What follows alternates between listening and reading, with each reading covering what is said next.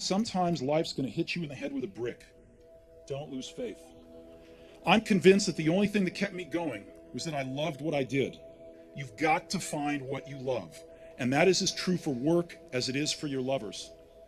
Your work is going to fill a large part of your life. And the only way to be truly satisfied is to do what you believe is great work. And the only way to do great work is to love what you do. If you haven't found it yet, keep looking and don't settle.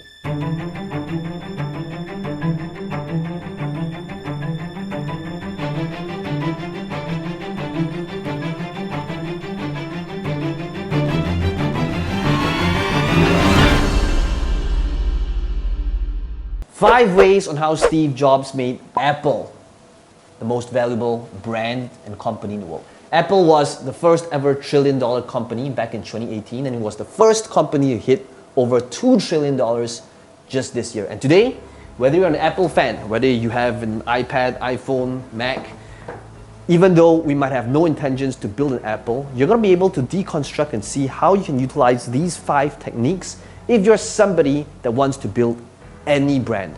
And by the end of this video, you're going to be able to see what are some very tangible action steps that you can be doing if you want to build a brand that not just survives, but thrives even when you're no longer around. As the tech industry in Silicon Valley took off, Jobs saw opportunity. The penalty for failure for going and trying to start a company in this valley is non-existent. There really isn't a penalty for failure either psychologically or economically, in the sense that if you have a good idea and you go out to start your own company, even if you fail, you're generally considered worth more to the company you left because you've gained all this valuable experience in many disciplines. He wanted to bring the graphical user interface to Apple Computer. But first, he had to deal with a power shift going on inside Apple. The Apple board of directors wanted an experienced executive to be president of the company. Jobs interviewed dozens of candidates before he focused on someone from outside the tech world, Pepsi CEO John Sculley. Steve, in those days, he had long black hair and very piercing palmetto berry eyes. He looked down at his running shoes, and then he looked up at me, and he said, "Do you want to sell sugar water for the rest of your life, or do you want to come with me and change the world?"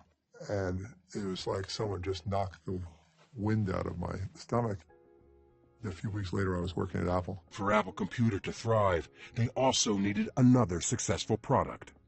Jobs thought he had it in a powerful business computer called the Lisa. But the Apple board of directors refused to give him the project. Jobs threw himself into another project, the Macintosh. He felt this would break open the market. Or rather, to characterize Steve's brain properly, or rather, the market ought to break open.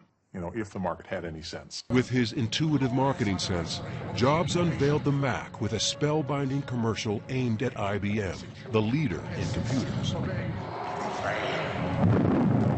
It aired nationally only once, on Super Bowl Sunday in January of 1984, but the impact was explosive. We estimated we got $45 million of free publicity of it being run over and over again by television networks all over the world because no one had ever seen a commercial like this before. Here's to the crazy ones, the misfits, the rebels, the troublemakers, the round pegs in the square holes. Think Different became the line that launched Apple's rebirth. Steve was aware of every detail. I mean, literally every word, every image. One of the reasons why I thought the words were so perfect is I think you literally could have hung a sign that said "Think Different" in the garage when Wozniak and Jobs created their company. It would have been appropriate then, as it is today. It was his finest hour, really, and he hauled ass and brought things back together again around a cohesive vision because he came in as the rainmaker. He called a big meeting in this big meeting room, and he says, "What's wrong with this company?" And everyone's too scared to answer, no one will say anything, and he goes, "The products suck.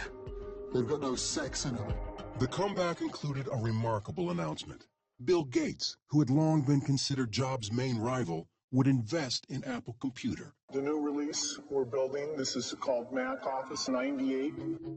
Once back at Apple, Jobs' characteristic flair for marketing came back in full force. Jobs unveiled something that even for Apple was groundbreaking.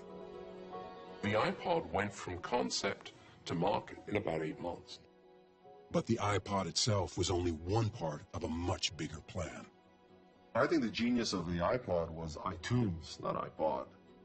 Jobs was going after a music business under siege by piracy and file sharing.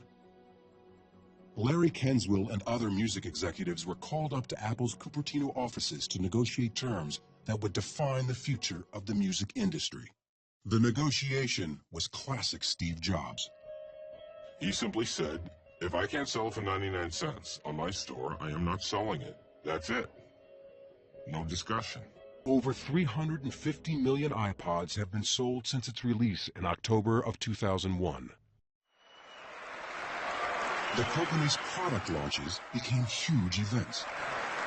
Anticipation and speculation grew to a fever pitch with every new product. Good morning and welcome to Macworld. We've got a lot of great stuff for you today. Have the courage to follow your heart and intuition. They somehow already know what you truly want to become. Everything else is secondary. Ever a child of the 60s, he signed off with words from a favorite source, the Whole Earth Catalog. Stay hungry, stay foolish. Thank you all very much. Hey, Mr. Tambourine Man, play a song for me. I'm not sleepy, and there is no place I'm going to. Steve Jobs died on October 5th, 2011, at his home in Palo Alto. He was 56. Visionary is one of those words that gets abused, and particularly in Silicon Valley, when anyone wearing spectacles can be called a visionary.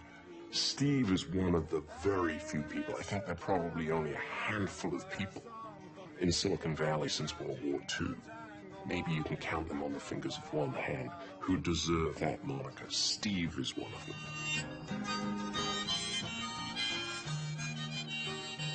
We are going to make it or break it based on whether we can provide products to higher education and services and relationships to higher education that no one else provides. And I think we got to spend 100% of our time thinking about that. And if we can't do that, then we ought to go broke. And so I decided to start over.